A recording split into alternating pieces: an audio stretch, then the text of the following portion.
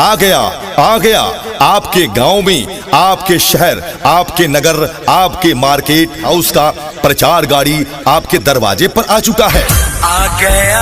आइए, घरों से बाहर निकलिए और अपना गद्दा, तोशक, तकिया, रजाई, मसलंद भरवाइए। जी हाँ मेरे प्यारे भाई और बहनों, हमारे पिंजाई मशीन के द्वारा आपके पुराने कटे फटे पुराने कपड़े वस्त्रों को बेहतरीन धुनाई के माध्यम से उससे गद्दा, तोशक, तकिया, रजाई, मसलंद बनाने का कार्य किया जाता है। तो आइए हमारे प्रचार गाड़ी के पास, हमारी प्रचार गाड़ी आपके दरवाजे पर आ चुकी है। ये आइए हमारे प्रचार गाड़ी के पास आइए, तोशक भरवाइए, गद्दा भरवाइए, रजाई भरवाइए, मसलंद भरवाइए। ये मशीन आपके गांव में आ चुका है। ए चाचा, ए काकी, ए बड़की माई, जाड़ा के दिन आ गइल बा हो, अब ठंडी बढ़ता। मुदीन बेडिंग हाउस के द्वारा रजाई, तोशक, तकिया, गद्दा, मसलंद भराता, बेड वाला गद्दा बनता। आ सारा घर में जौन पुरान धुरान कपड़ा बा ओके पिंजाई मशीन से रुई धुना जाता आ गद्दा बन के तैयार होता।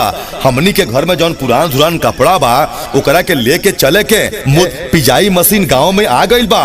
चले के मिल के कपड़ा लेके पुरान धुरान जौन बचल बा आ कम से कम किफायती दाम में वहाँ के बनावता नी। सारा हल्ला हो गइल बा, हंगामा हो गइल बा। तो आई हमनी बेडिंग हाउस के प्रचार गाड़ी पिंजाई मशीन से अपन गद्दा, तोशक, तकिया, रजाई, मसलंद बनवावल जा। खुशखबरी खुशखबरी खुशखबरी। ओ भाई साहब, ओ बहन जी, ओ चाचा, ओ काका, ओ बहनी, खुशखबरी खुशखबरी। आपके गांव, आपके टोला, आपके मोहल्ला में आ गया रजाई, गद्दा, तकिया सिलने वाला कंपनी। पुराने कपड़ों का धुनाई कराकर नया गद्दा, तकिया और रजाई कुशल कारीगरों द्वारा सिलवाएं। अभी आए, तुरंत सिलवा कर ले जाएं। मुझे कंबल मंगा दे हंगामा हंगामा हंगामा। अरे का हंगामा हंगामा कैले बड़ा बबुआ। अरे चाचा, हई देखा अपना गांव में, अपना बाजार में, अपना शहर में आ गइल बा ऐसन मशीन बा कि उ तकिया, गद्दा, रजाई पुरान से पुरान कपड़ा के बना देता। तो आई जा हमनी के मिलजुल के चलल जाओ आ हमनियों के तनी गद्दा, तकिया, रजाई वगैरह बनवा लिहल जाओ। काहे से कि जाड़ा आवे वाला बा आ जड़वा आई आ जब सामान तैयार रही तबे नु आनंद मिली। अरे तू तो बड़ा नीमन बात कहल हुआ। आ देखो, आ पैसा वगैरह का ज्यादा ली लो का ना। ये चाचा बिल्कुल ना, ये बहुत सही रेट में, बड़ा कम रेट में ये लोग बनावताटे। पुरान के पुरान जौन जितना कपड़ा लता कुली बड़ी सन हमनी के चल के लेके चलल जाओ। आ ए मशीन के माध्यम से ई लोग बड़ा सुंदर, बड़ा नीमन जन बटे गद्दा, तकिया, रजाई वगैरह तैयार करता। तो आवे के चले के हमनियों के मिलजुल के ए मशीन जे ए जन बाटे ई मशीन ले आइल बा लोग, वही के द्वारा तैयार करावल जाओ आ आपन तैयारी कल जाओ। काहे से कि ठंडा के तो ए भैया, ए चाचा, ए काका, ए भैया, ए चाचा, ए काका भुलाए के नहीं खे। हमनी के मिलजुल के चले के हई मशीन के माध्यम से हई कारीगर लोग आइल बाटे। आ पुरनका जितना कपड़ा लाता बा खराब बाटे तो सगरी बटोर सटोर के लेके चलल जाओ। आ हमनी के नीमन खूब बढ़िया, खूब सुंदर रजाई, गद्दा, तकिया के खोल, तकिया वगैरह जौन बाटे बनवा लिहल जाओ। एकदम चकाचक नया बनवा लिहल जाओ, बिल्कुल नया के तरह बनवा लिहल जाओ। सैया के साथ मड़ैया में बड़ा मजा आवे रजैया में।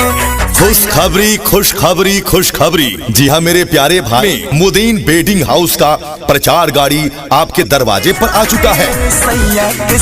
आइए, घरों से बाहर निकलिए और अपना गद्दा, तोशक, तकिया, रजाई, मसलंद भरवाइए। जी हाँ मेरे प्यारे भाई और बहनों, हमारे पिंजाई मशीन के द्वारा आपके पुराने कटे फटे पुराने कपड़े वस्त्रों को बेहतरीन धुनाई के माध्यम से उससे गद्दा, तोशक, तकिया, रजाई, मसलंद बनाने का कार्य किया जाता है। तो आइए हमारे प्रचार गाड़ी के पास, हमारी प्रचार गाड़ी आपके दरवाजे पर आ चुकी है। मुदीन बेडिंग हाउस, मुदीन बेडिंग हाउस जिसके प्रोप्राइटर हैं, प्रचार गाड़ी के पास आइए, तोशक भरवाइए, भरवाइए, गद्दा भरवाइए, रजाई भरवाइए, मसलंद भरवाइए। आइए आइए का है ए चाचा, ए काकी, ए बड़की माई, जाड़ा के दिन आ गइल बा हो, अब ठंडी बढ़ता, उसके द्वारा रजाई, तोशक, तकिया, गद्दा, मसलंद भराता, बेड वाला गद्दा बनता।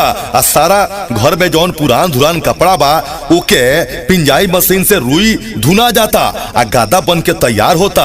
हमनी के घर में जौन पुरान धुरान कपड़ा बा ओकरा के लेके चले के पिंजाई मशीन गांव में आ गइल बा। चले के मिल के कपड़ा लेके पुरान धुरान जौन बचल बा आ कम से कम किफायती दाम में वहाँ के बनावतानी। सारा हल्ला हो गइल बा, हंगामा हो गइल बा। तो भाई हमनी के चलल जा के प्रचार गाड़ी पिंजाई मशीन से अपन गद्दा, तोशक, तकिया, रजाई, मसलंद बनवावल जा। खुशखबरी खुशखबरी खुशखबरी, और उसका प्रचार गाड़ी आपके दरवाजे पर आ चुका है। आ गया।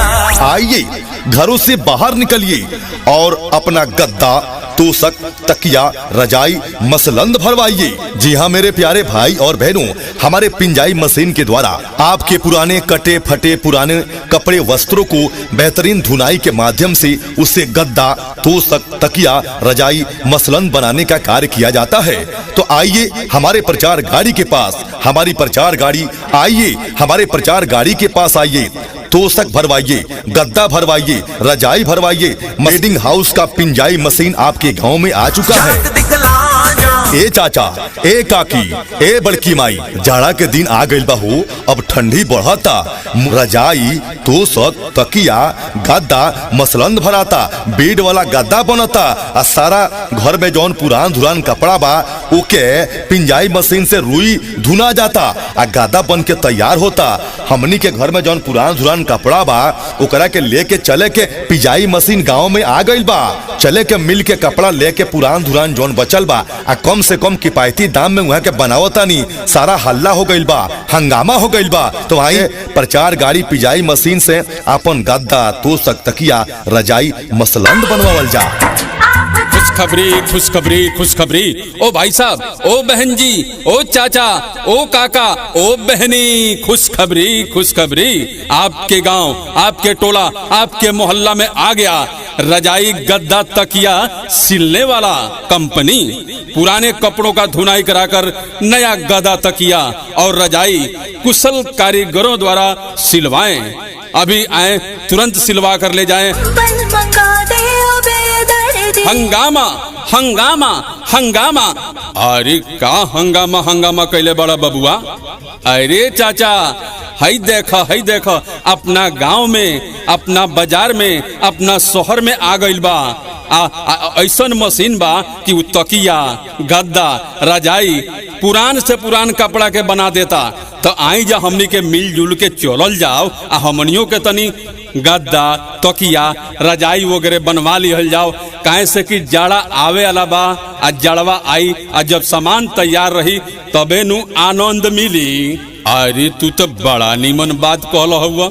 आ देखो आ पैसा वगैरह का ज्यादा ली लो का ना ये चाचा, बिल्कुल ना। ये बहुत सही रेट में, बड़ा कम रेट में ये लोग बनावताटे।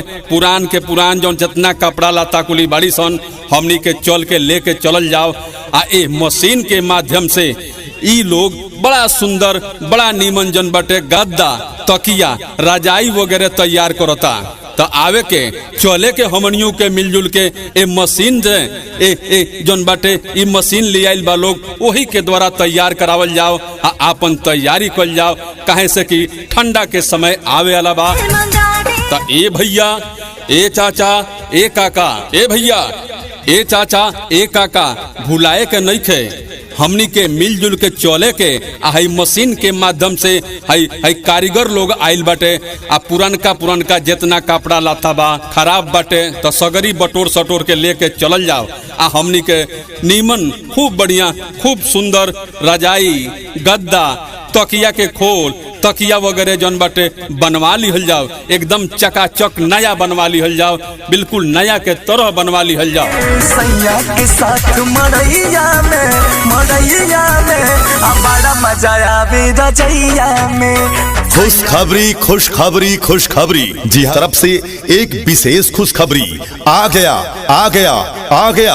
आपके गांव में, आपके शहर, आपके नगर, आपके मार्केट, आपके दरवाजे, आपके आंगन में 4 गाड़ी आपके दरवाजे पर आ चुका है। सैया के साथ आइए, घरों से बाहर निकलिए और अपना गद्दा, तोशक, तकिया, रजाई, मसलंद भरवाइए। जी हाँ मेरे प्यारे भाई और बहनों, हमारे पिंजाई मशीन के द्वारा आपके पुराने कटे फटे पुराने कपड़े वस्त्रों को बेहतरीन धुनाई के माध्यम से उससे गद्दा, तोशक, तकिया, रजाई, मसलंद बनाने का कार्य किया जाता है। तो आइए हमारे प्रचार गाड़ी के पास, हमारी प्रचार गाड़ी आपके दरवाजे पर आ चुकी है। आइए हमारे प्रचार गाड़ी के पास आइए, तोशक भरवाइए, गद्दा भरवाइए, रजाई भरवाइए, मसलंद भरवाइए। आइए आइए, पिंजाई मशीन आपके गांव में आ चुका है। ए चाचा, ए काकी, ए बड़की माई, जाड़ा के दिन आ गइल बा हो, अब ठंडी बढ़ता। रजाई, तोशक, तकिया, गद्दा, मसलंद भराता, बेड वाला गद्दा बनता। आ सारा घर में जौन पुरान धुरान कपड़ा बा ओके पिंजाई मशीन से रुई धुना जाता, आ गद्दा बन के तैयार होता। हमनी के घर में जौन पुरान धुरान उसके पिंजाई मशीन गांव में आ गइल बा। चले के मिल के कपड़ा लेके पुरान धुरान जौन बचल बा आ कम से कम किफायती दाम में वहाँ के बनावतानी। सारा हल्ला हो गइल बा, हंगामा हो गइल बा। तो वहीं प्रचार गाड़ी पिंजाई मशीन से अपन गद्दा, तोशक, तकिया, रजाई, मसलंद बनवावल जा। साथ मड़ैया में